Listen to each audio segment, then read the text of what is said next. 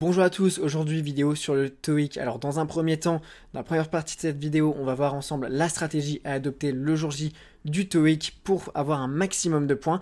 Et dans le deuxième temps de la vidéo, on va voir ensemble quelques points grammaticaux qui tombent sans cesse au TOEIC et que vous devez connaître.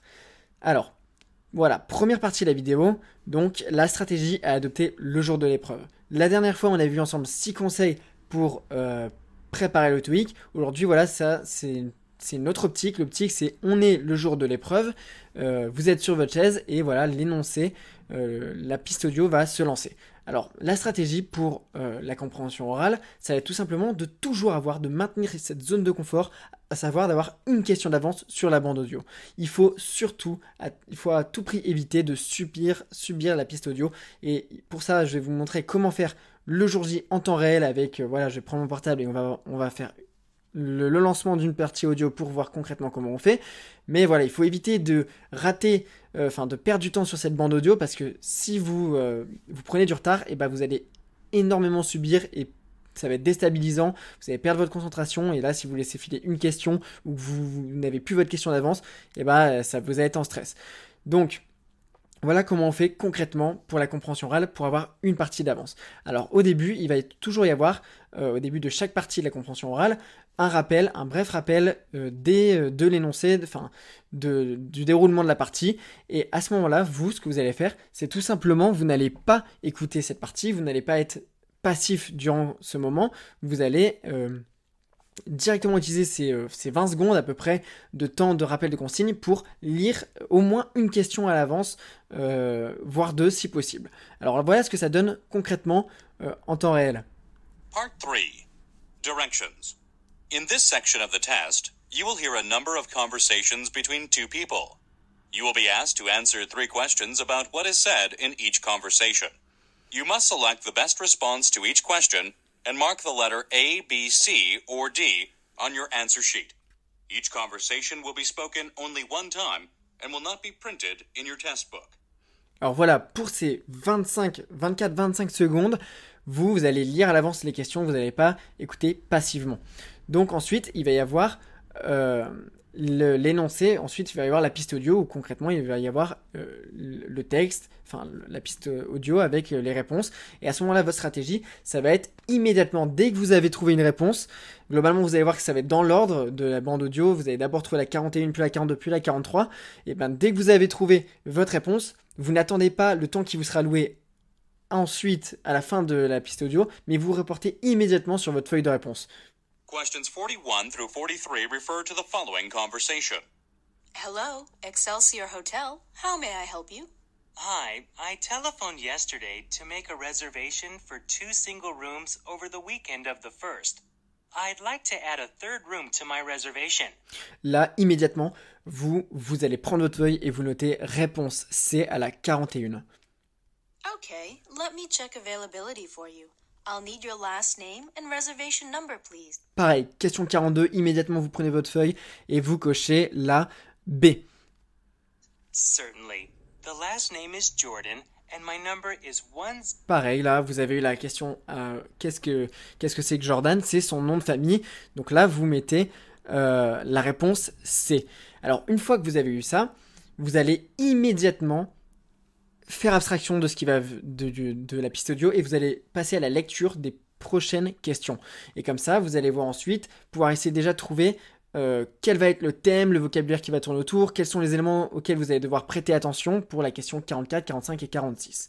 Donc voilà pour ce qui est de la stratégie à l'oral. Ensuite, pour la compréhension écrite, il va falloir, avant chaque texte, que vous lisiez les réponses. C'est hyper important de faire ça parce que tout simplement ça vous permet de gagner du temps et d'avoir une lecture beaucoup plus active et intelligente du texte. Vous allez savoir si vous cherchez un chiffre, un nombre, vous allez savoir quel genre d'information et donc vous allez lire vos 3 questions et savoir quoi chercher. Ça va vous permettre d'uniquement scanner, de lire en diagonale le texte et déjà quasiment tout le temps de trouver les réponses. Si seulement là, à ce moment-là, et si vous n'avez toujours pas une des réponses, vous plongez dans la lecture plus attentive du texte. Deuxième partie de la vidéo, voilà, donc ça fait aussi partie en soi de la stratégie à faire le jour de l'épreuve, parce que rappelez-vous, la grammaire, la stratégie c'est de le faire le plus vite possible et d'avoir 100% de bonnes réponses, comme ça vous dégagez plus de temps pour la partie reading. Alors là je vous ai mis, j'ai pris une fiche où j'ai mis quelques points grammaticaux qui revenaient souvent au TOEIC, alors on va en voir quelques-uns, par exemple le premier, la différence entre attached et enclosed.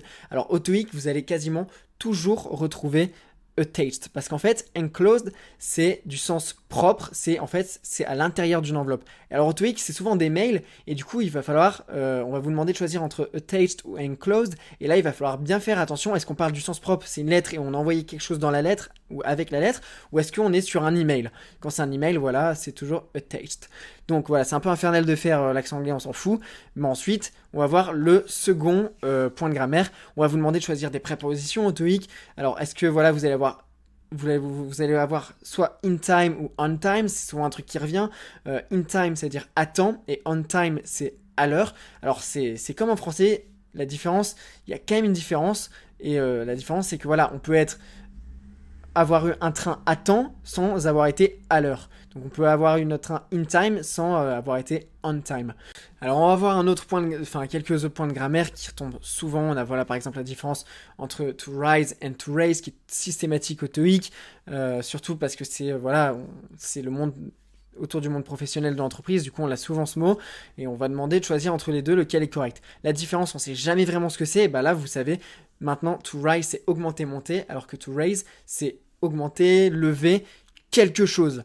Donc c'est ça la différence. Donc on va pouvoir mettre rise dans certains cas où on ne pourra pas mettre to raise. Voilà, par exemple pour le vent, si on dit que le vent monte, on va mettre rise et non pas raise parce que c'est lever quelque chose derrière.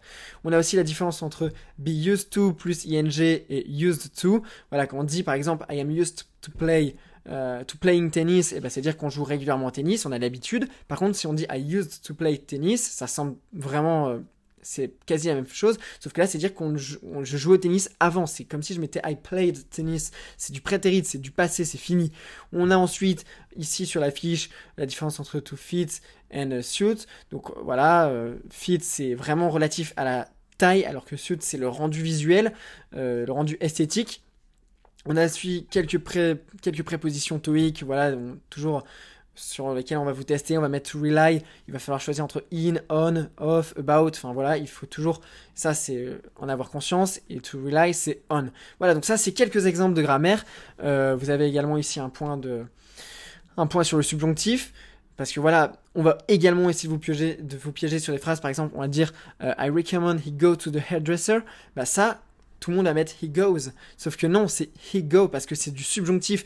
Alors en fait, le subjonctif c'est quand on émet un souhait. Donc voilà, ça c'est une fiche où voilà, c'est les points qui tombent au TOEIC, la grammaire du TOEIC. Et ça, comment je sais? Tout simplement parce que je l'ai bâti en fait sur tous les TOEIC que j'avais fait. J'ai fait une trentaine de TOEIC blancs, et voilà, chaque fois qu'il y avait un point de grammaire, et ben je l'ai reporté et j'ai noté l'explication avec un exemple pour que ce soit clair et concis, pour que je puisse réviser.